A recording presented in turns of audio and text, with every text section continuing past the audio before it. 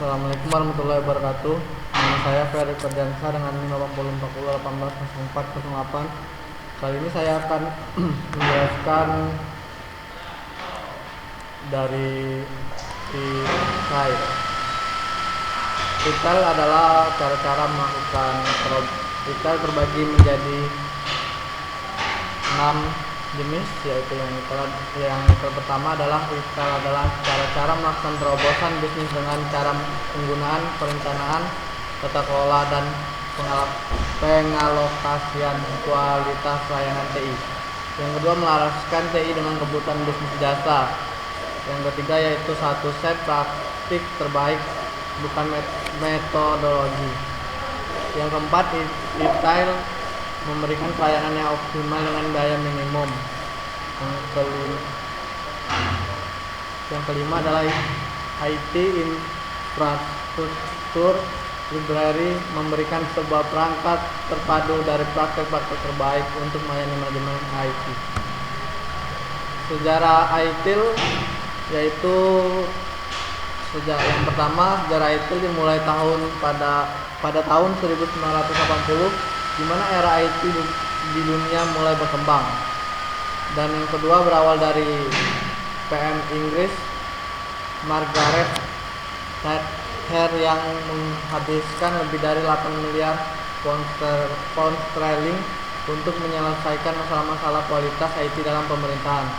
Yang ketiga, Margaret Thatcher memberikan tekanan politik kepada CCTI atau Central Computer dan Telepon Agency untuk melakukan penghematan anggaran IT. Dan yang keempat, CCTI adalah organisasi pemerintah Inggris yang mengembalikan anggaran IT. Yang kelima, kemudian dilakukan studi bersama untuk melaksanakan praktek-praktek terbaik dalam IT yang bertujuan untuk memberikan keandalan dan menurunkan anggaran IT. Yang keenam, yaitu pertama kali adalah GITIM atau Government Information Technology Infrastructure Management. Kerangka ini sangat berbeda sekali dari versi ITIL saat ini, tetapi secara konseptual sama, yaitu berfokus pada dukungan layanan IT. Kemudian studi selesai 11 tahun kemudian, yaitu tahun 1991, yang disebut dengan ITIL 2 yaitu Activity. Pada tahun 2001 ITIL 2 diterbitkan, di mana mengkonsolidasikan ITIL 1 dari 42 volume menjadi hanya 8 volume, sehingga ITIL 2 bisa lebih diterima daripada ITIL 1. Kemudian pada tahun 2002 ITIL 2 direvisi oleh BS 15000. ITIL 3. Pada tahun 2005 ITIL direvisi oleh ITMSP yang dikenal dengan ITIL 3 atau disebut revisi kedua ITIL dan dirilis pada tahun 2007. Di kalangan komunitas IT, sebelum diterbitkan ITIL 3 lebih populer dibandingkan dengan ITIL 2. ITIL 3 menggunakan pendekatan IT atau Service Life Cycle, yaitu bagaimana cara meningkatkan apa yang dimiliki untuk memastikan penyesuaian terhadap standar baru yang memberikan penyesuaian terhadap proses upgrade hardware dan software. Perkembangan ITIL 3 bukanlah sebuah standar, tetapi hanya kerangka yang berisi 8 seri praktek-praktek terbaik mengenai IT service, manajemen, dan distribusi IT service yang berkualitas tinggi. 2. Komponen ITIL. Terdapat 2 komponen operasional ITIL, yaitu service support atau yaitu aktivitas yang dilaksanakan minimal setiap hari. Service delivery yaitu aktivitas yang dilaksanakan minimal setahun atau kuartal atau bulanan. Service support yaitu menjadi 6 jenis, yaitu yang pertama the service desk yang kedua incident management, yang ketiga problem management, yang keempat configuration management, yang kelima release management, dan yang keenam change management. Service delivery terbagi menjadi 5. Yang pertama service level management, yang kedua availability management, dan yang ketiga IT service continuity management. Yang keempat capacity management finansial. Yang kelima manajemen for IT service. Dan yang slide terbagi ada 4, yaitu yang pertama the service desk, yang kedua incident management, yang ketiga problem management, dan yang keempat configuration management.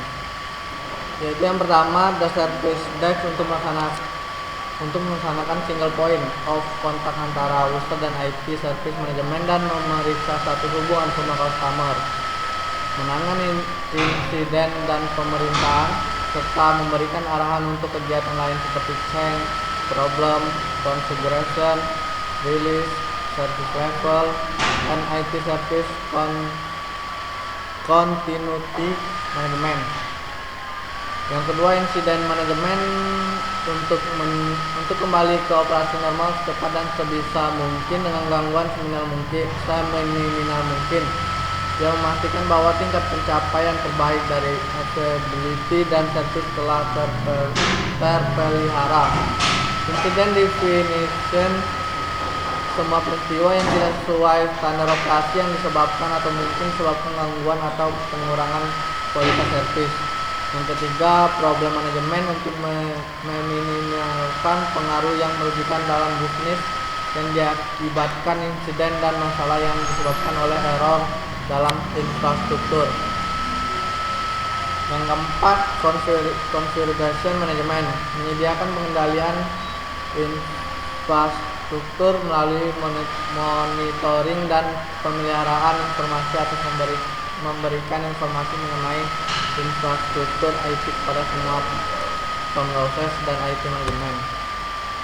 Lanjutan release management. Release management memberikan pandangan yang menyeluruh mengenai perubahan dalam satu service dan memastikan seluruh aspek dalam rilis, baik teknik maupun non-teknik. Change management, proses perubahan pengendalian infrastruktur atau aspek lain dari service dalam cara yang dikendalikan memberikan persetujuan perubahan dengan gangguan yang minimal. Change management memastikan bahwa metode standarisasi dan prosedur digunakan untuk efisien dan meyakinkan penanganan semua perubahan. Service delivery yaitu terbagi ada 5, yaitu yang pertama service level management, availability management, service continuity management, dan capacity management finansial, manajemen for IT service. Keuntungan ITIL meningkatkan kepuasan pengguna dan pelanggan terhadap layanan IT, menghemat keuangan dari pengurangan kerja, kehilangan waktu. Yang ketiga, memperbaiki manajemen sumber daya dan kegunaan. Yang keempat, memperbaiki pembuatan keputusan dan mengoptimalkan risiko. Yang kelima, memperbaiki waktu terhadap pasar untuk produk baru dan layanan. Yang keenam, memperbaiki ketersediaan layanan yang berpengaruh secara langsung dalam meningkatkan keuntungan dan mendapatkan bisnis. Kelemahan ITIL yaitu kelemahan ITIL antara lain buku-buku ITIL sulit terjangkau bagi pengguna non-komersial. ITIL bersifat holistik yang mencakup semua kerangka kerja untuk tata kelola TI. Pelaksanaan pedoman dalam buku ITIL memerlukan pelatihan khusus dan biaya pelatihan atau sertifikasi ITIL terlalu tinggi. Baiklah, itulah yang saya, bila ada salah mohon maaf. Wabillahi taufiq wal hidayah. Assalamualaikum warahmatullahi wabarakatuh.